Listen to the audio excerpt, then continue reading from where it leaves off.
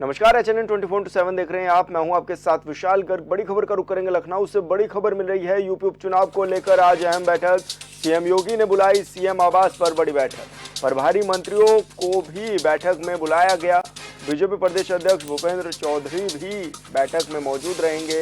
उपचुनाव को लेकर बीजेपी करेगी रणनीति तैयार, तो ये बड़ी खबर आपको बता रहे हैं, जहां पर मुख्यमंत्री योगी आदित्यनाथ ने बड़ी बैठक बुलाई है सीएम आवास पर। और ऐसे में बीजेपी प्रदेश अध्यक्ष भूपेंद्र चौधरी भी इस बैठक में मौजूद होंगे और उपचुनाव को लेकर आज बीजेपी रणनीति भी तैयार करेगी।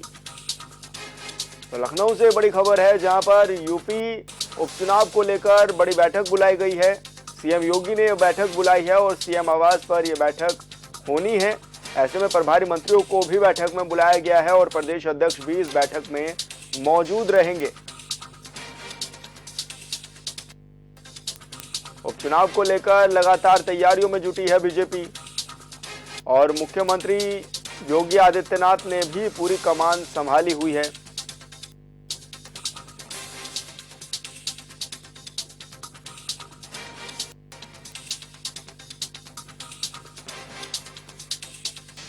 और लखनऊ से बड़ी खबर, उपचुनाव को लेकर निषाद पार्टी की बैठक। निषाद पार्टी के सभी विधायक बैठक में होंगे शामिल। संजय निषाद करेंगे बैठक की अध्यक्षता। तो बड़ी खबर आपको बता रहे हैं, जहां पर निषाद पार्टी के अध्यक्ष भी अब चुनाव में जुटे हुए हैं और ऐसे में बैठकों का दौर भी शुरू किया जा चुका है। संजय निषाद आज बैठक की अध्यक्षता करेंगे और इसके लिए उपचुनाव को लेकर भी निषाद पार्टी पूरी तरह से तैयार है। निषाद पार्टी के सभी विधायक इस बैठक में शामिल होंगे और साथ ही चुनावी चर्चा इस दौरान होगी। संजय निषाद इसकी अध्यक्षता भी करेंगे। लखनऊ में उपचुनाव को लेकर निषाद पार्टी भी एक्टिव मोड में दिखाई दे रही है और इस दौरान निषाद पार्टी के सभी विधायकों को भी बुलाया गया है। संजय निषाद इस बैठक की अध्यक्षता करेंगे। उपचुनाव को लेकर निषाद पार्टी की यह बैठक होने जा रही है।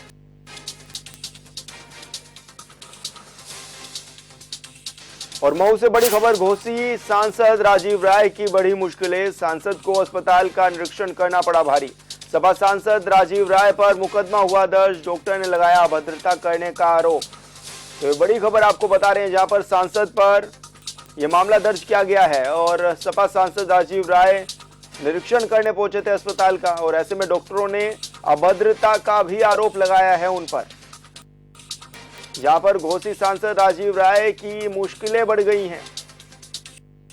दरअसल सांसद को अस्पताल का निरीक्षण करना यह भारी पड़ा है। ऐसे में सपा सांसद राजीव राय पर मुकदमा भी दर्ज किया गया है।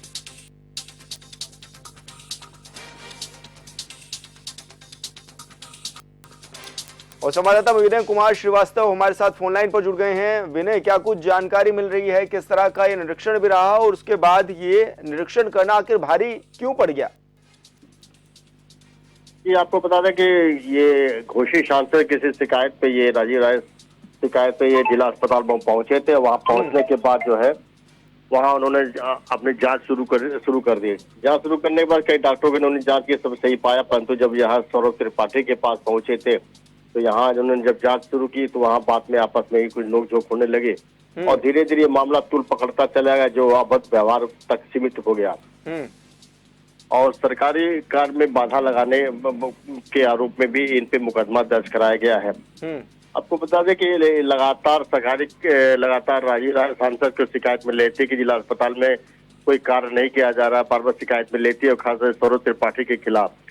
तो ये सौरभ त्रिपाठी के साथ और डॉक्टरों के पहुंचे थे, परंतु जब सौरभ त्रिपाठी के पास पहुंचे तो डॉक्टरों ने सांसद राजीव राय ने इनसे पूछा कि जानकारी ली तो उन पे कई आरोप लगाया गया कि डॉक्टर साहब सुनते नहीं, समय से बैठते नहीं है, 12 बजे के बाद आते हैं, इस तरह की बातें सब सामने आई। तो उन्होंने उनसे सवाल जवाब किया तो होते होते ये मामला हाथ टाक होने लगी और जो ज्यादा ये मामला संगीन रूप लेता चला गया।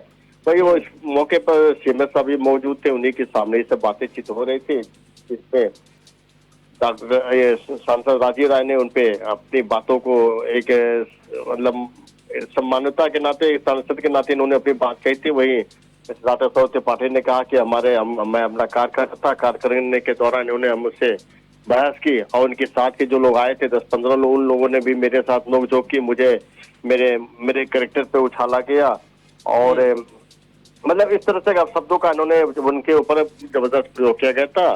तो इसको लेकर के आज डॉक्टर जो थे सौरभ त्रिपाठी से सालेगंज थाना पहुंचे थे, जहां पे इन्होंने अपनी एक तहरीर दी। तहरीर देने के बाद से यह मुकदमा, ये गंभीर धाराओं में मुकदमा ये दर्ज हुआ है।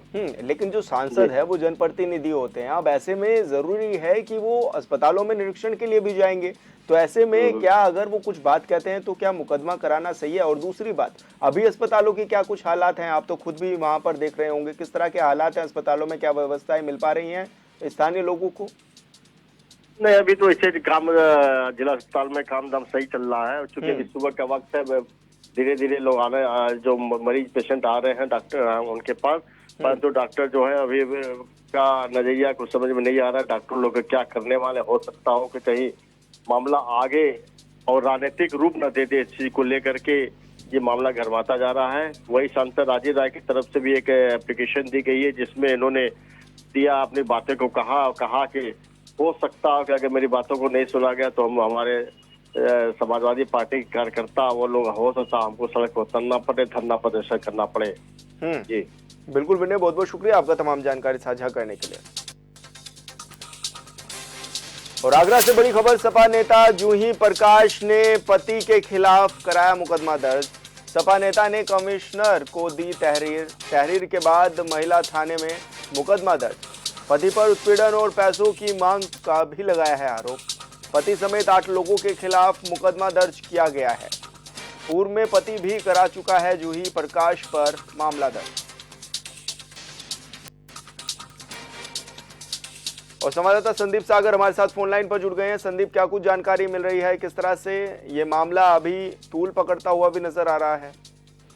बिल्कुल, मैं आपको बता दूं कि ये घटना जो है 19 तारीख की है, जब पति और जो सपा नेता जूही प्रकाश है, उन्होंने अपने पति के खिलाफ मुकदमा दर्ज कराया था। और मुकदमा जो है नहीं सुनवाई हुई, तो फिर वो डीसीपी के यहाँ जो मुकदमा दर्ज कराने के लिए गई और 8 लोगों के खिलाफ जो है मुकदमा दर्ज कर दिया गया है। वहीं आपको बता देंगे 50 लाख रुपए मांग की आरोप लगा है सपा नेता पर, और यही और जो सपा नेता है वो योगेंद्र प्रताप है, इनका नाम है। तो बस अब मुकदमा चल रहा है। बाकी जो लोगों पर मुकदमा लगा है उनके पति हैं, सास हैं, ससुर हैं, जेठर हैं, देव हैं, ननद हैं, सभी पर 8 लोगों पर जो है मुकदमा कायम किया गया है। फिलहाल अभी पूरे मामले के लिए जांच भी चल रही है और कहीं ना कहीं देखा जाए तो गिरफ्तारी भी बहुत जल्दी होगी। तो ऐसे में दोनों पक्षों का क्या कुछ कहना भी है एक दूसरे के खिलाफ? जी बिल्कुल, ये अभी ये सोचने वाली बात है कि जो जूही प्रकाश हैं, उन्होंने एक पक्ष जो है सामने आ चुका है, उन्होंने तहरीर भी दे दी है, लेकिन दो पक्ष की अभी कोई ऐसी सूचना नहीं आई है कि उन्होंने कुछ बताया हो या फिर अपना कुछ पक्ष रखा हो। अभी ये तो संज्ञान में आएगा तभी पता चल पाएगा। बिल्कुल संदीप, बहुत बहुत शुक्रिया आपका तमाम जानकारी साझा करने के लिए।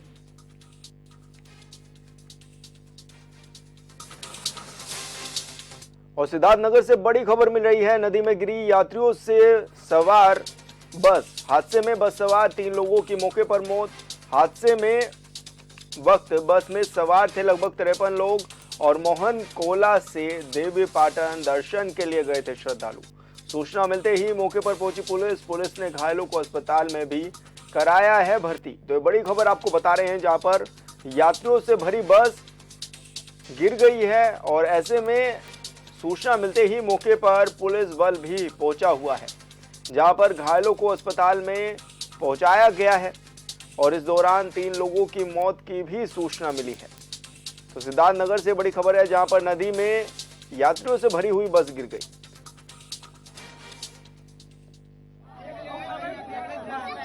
थाना क्षेत्र ढिबड़ू अंतर्गत से एक सड़क हादसे की सूचना शाम लगभग 6 से 6:30 के बीच में पुलिस को प्राप्त हुई।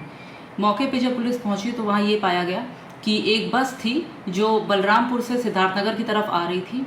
एक साइकिल सवार को बचाने के चक्कर में बस डिसबैलेंस हुई और चारगवा नाला में गिर गई। सूचना पाते ही पुलिस प्रशासन और स्थानीय लोगों की मदद से वहां रेस्क्यू ऑपरेशन शुरू किया। इस पूरे रेस्क्यू ऑपरेशन को टाइमली ख़त्म करने के बाद कुल 53 लोगों में से 3 लोगों की कैजुअलिटी हुई है, जिसमें से एक साइकिल सवार है जिसका नाम मगनी राम है, उम्र 50 वर्ष, और बाकी 2 लोग ऐसे थे जो बस के अंदर थे, अजय शर्मा उम्र 14 वर्ष और गम्मा उम्र 65 वर्ष। बाकी सभी को सीएससी में भेज दिया गया है और उनका इलाज उपचार चालू है। कानून व्यवस्था की स्थिति सामान्य है। संवाददाता श्याम सुंदर शुक्ला हमारे साथ फोन लाइन पर जुड़ गए हैं। श्याम, क्या कुछ बात पता चल पा रही है, किस तरह की ये घटना हुई और अभी किस तरह की हालत भी बताई जा रही है यात्रियों की? देखिए विशाल जी, आपको बताना चाहते हैं कि सिद्धार्थनगर बीती रात में एक सवारी से भरी बस नदी में गिर जाती है, जो चरगावा नाला है। वहाँ 3 लोगों की इसमें मृत्यु हो जाती है, 23 लोग घायल, जिसमें बस में 53 लोग सवार थे, जिसमें साइकिल चालक जो था उसके बचाने के चक्कर में बस अनियंत्रित होकर चरगावा नाले में गिरती है। चीख पुकार सुनने के बाद एसएसबी की टीम और ग्रामीण वहां पर पहुंचते हैं और लोगों को निकालना शुरू करते हैं। तब तक जिला प्रशासन को इसकी जब भनक लगती है तो पूरी पुलिस की टीम रेस्क्यू ऑपरेशन चलाती है। 4 घंटे के बाद रेस्क्यू ऑपरेशन चलाने के बाद पूरी तरह से, जिसमें 3 लोग जो साइकिल समेत है, 3 लोगों की मृत्यु हो जाती है, 23 लोग घायल है, जिसमें 3 लोगों की हालात गंभीर होने के नाते मेडिकल कॉलेज सिद्धार्थनगर उनको भर्ती कराया गया। 20 लोगों की घायल होने पर उनको सीएससी बड़नी में भर्ती कराया गया है। फिलहाल अभी सभी की जो स्थिति है स्थिर है और सभी के लेकर जिला अधिकारी जो है पूरी तरह से अपनी निगाहें बनाए हैं। सभी को सुचारू व्यवस्था जो स्वास्थ्य विभाग की है पूरी रूप से दी जा रही। जी, ऐसे में कुछ मुआवजा भी दिया गया है जो हादसे में घायल हुए हैं या फिर जिनकी मृत्यु हो गई है? जी, आपको बता दें कि अभी मुआवजे का कोई ऐलान नहीं किया गया कि मुआवजा उनको दिया गया है अभी तक, लेकिन जो स्वास्थ्य की टीम है लगातार उनके जो घायल है उनका उपचार करने में लगी है। वहीं आपको बता दें कि सोहत गांव के मोहन कला के रहने वाले थे, मुंडन कराने के लिए देवी पाटन गए थे जो बलरामपुर में स्थित है।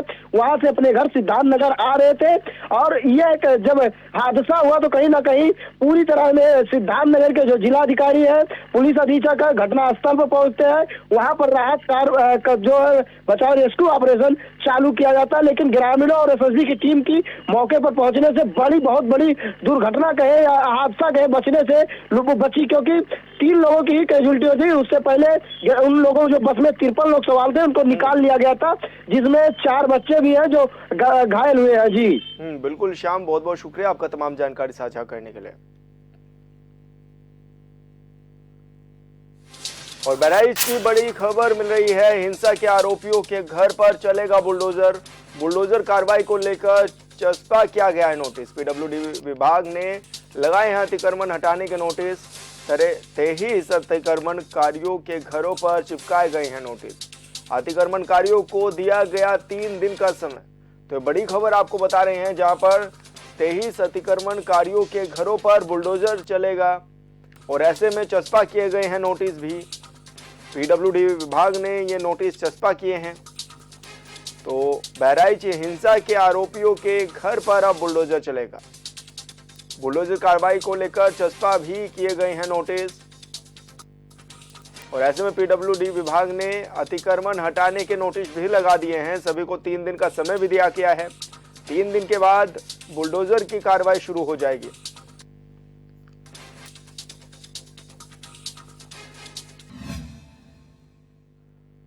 राज्य महिला आयोग की अध्यक्ष बबीता चौहान ने कैदी महिलाओं के लिए एक नई पहल की शुरुआत की है। इस पहल के चलते महिला कैदी भी अपने पति के साथ जेल में करवा चौथ मना पाएंगी, जिसके लिए राज्य महिला आयोग ने राज्य के सभी जिलाधिकारियों को भी पत्र भेज दिया है।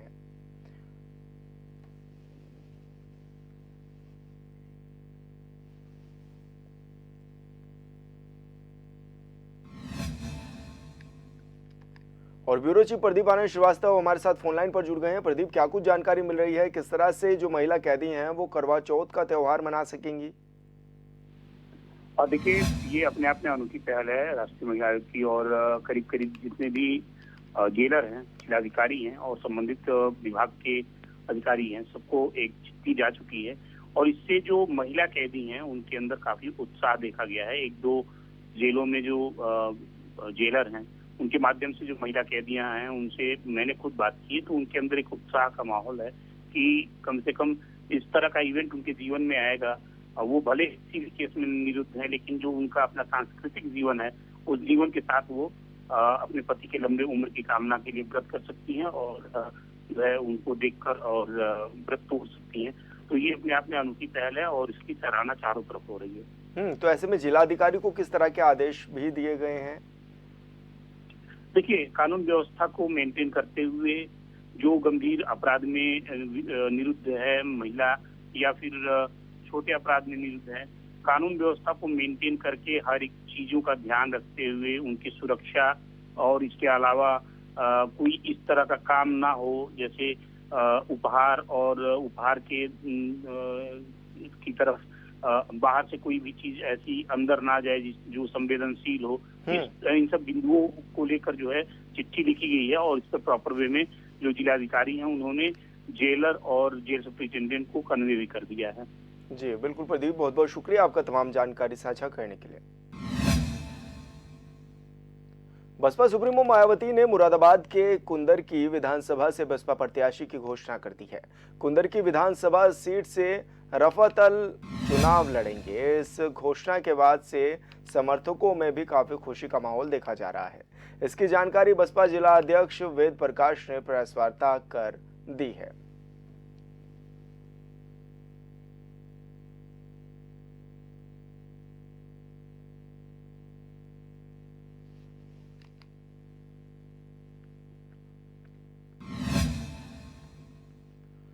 जल शक्ति विभाग के राज्य मंत्री रामकेश निषाद महोबा पहुंचे हैं, जहां पहुंचकर उन्होंने अधिकारियों के साथ समीक्षा बैठक कर चल रहे विकास कार्यों की प्रगति जानी। साथ ही बैठक में मौजूद अधिकारियों को मंत्री ने हर घर नल योजना के तहत खोदी गई सड़कों के जल्द निर्माण के भी निर्देश दिए हैं। केन बेतवा लिंक के जरिए बुंदेलखंड से सूखा दूर करने की भी बात कही है। मंत्री ने मीडिया से रूबरू होते हुए भी सपा पर भी जमकर निशाना साधा है। सिंचाई विभाग की, जल शक्ति विभाग की, सभी विभागों के साथ में समीक्षा बैठक और उनकी जो जल जीवन मिशन की जो आदरणीय मोदी जी और योगी जी की महत्वाकांक्षी परियोजना है, हर घर को साफ और स्वच्छ जल, लोगों को नल से जल पहुंचाने का जो कार्य चल रहा है, निश्चित रूप से इस पर आज समीक्षा बैठक हुई है। और सिंचाई के जो हमारे संसाधन हैं उनको दुरुस्त करने के लिए, किसानों को टेल तक पानी पहुंचे, नहरों से पानी मिले, सिंचाई के संसाधन बढ़े, किसानों की आय बढ़े, इसको लेकर के आज समीक्षा बैठक हुई है। सभी अधिकारियों को निर्देशित भी किया गया है कि किसानों को हर हालत में पानी उपलब्ध कराएं और जल जीवन मिशन को दुरुस्त करा करके हर घर में नल से जल, पेयजल, पानी पहुंचाने का कार्य जल्दी पूरा करें। पूर्व एमएलसी हाजी इकबाल की बेनामी संपत्ति पत्नी के नाम कराने वाले निलंबित इंस्पेक्टर पर अब शिकंजा कसना भी शुरू कर दिया गया है। बता दें कि मिर्जापुर से तैनात रहते हुए इंस्पेक्टर नरेश कुमार ने अपने पद का दुरुपयोग कर 3 लोगों से जबरन संपत्ति अपनी पत्नी और रिश्तेदारों के नाम करा ली थी। यही नहीं, जो पैसे दिए थे वो भी बाद में धमकाकर ले लिए गए थे। मगर शिकायत मिलने के बाद एसएसपी ने मामला दर्ज कर आगे की जांच पड़ताल भी शुरू करा दी है।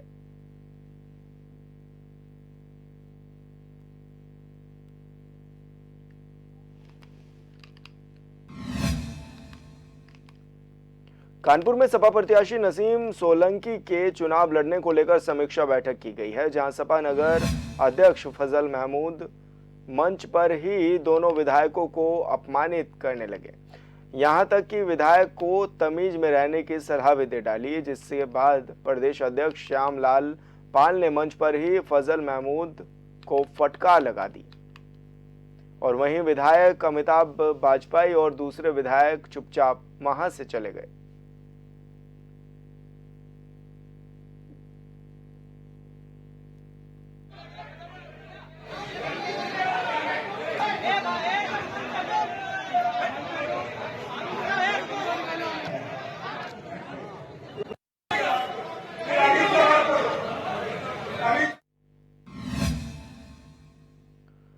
मुजफ्फरनगर में यातायात व्यवस्था को लेकर पुलिस अधीक्षक यातायात एक्शन मोड में नजर आ रहे हैं। पुलिस अधीक्षक यातायात ने मीडिया से रूबरू होते हुए कहा है कि अवैध ई रिक्शा संचालन पर लगाम लगाने के लिए विशेष अभियान चलाए जाएंगे। साथ ही अवैध रूप से चल रहे ई रिक्शाओं को बंद करके उनके खिलाफ कार्रवाई भी की जाएगी।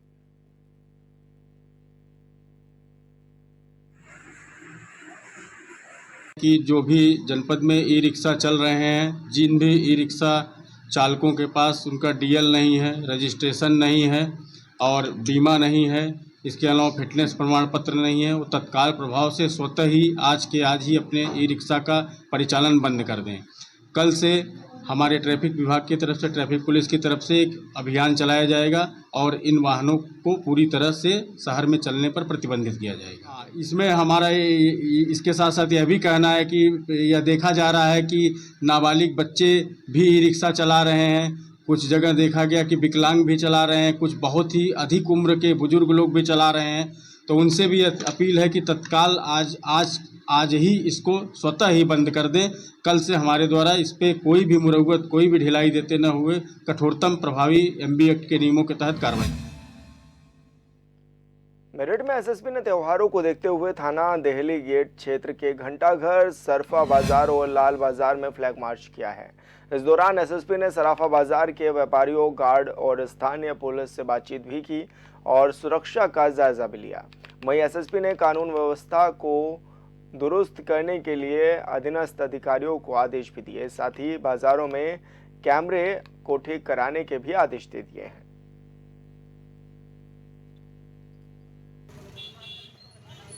आगामी धनतेरस और दिवाली के त्योहार को देखते हुए आज दिल्ली गेट थाना क्षेत्र के घंटाघर और सराफा मार्केट, लाला का बाजार, इन सभी मार्केट्स का भ्रमण किया गया।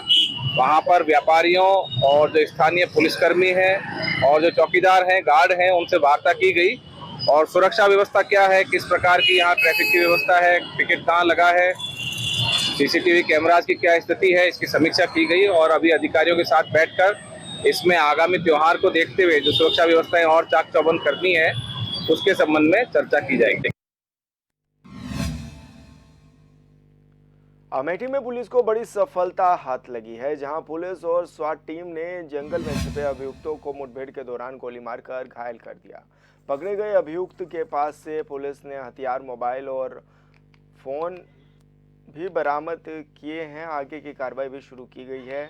बता दें कि हत्या के मामले में ये अभियुक्त फरार चल रहे थे।